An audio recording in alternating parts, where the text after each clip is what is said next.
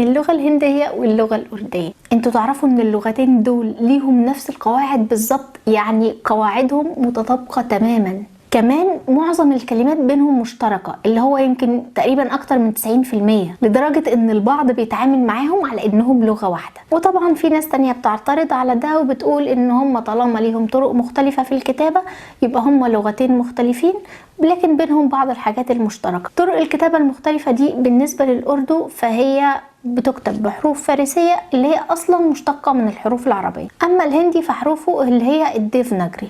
أنا عن نفسي بتفق مع الرأي الأول، لأنه مثلا لو واحد بيتكلم هندي يتكلم مع واحد بيتكلم أردو فالاتنين هيفهموا بعض من غير مشاكل خالص، بغض النظر هما لغة ولا اتنين. الموضوع هيبقى مفيد جدا للناس اللي بتدرسوا واحدة من اللغات دي، وهيسهل عليهم دراسة اللغة التانية، لأنك لو اتعلمت واحدة منهم فده هيخليك تتعلم التانية بسهولة جدا.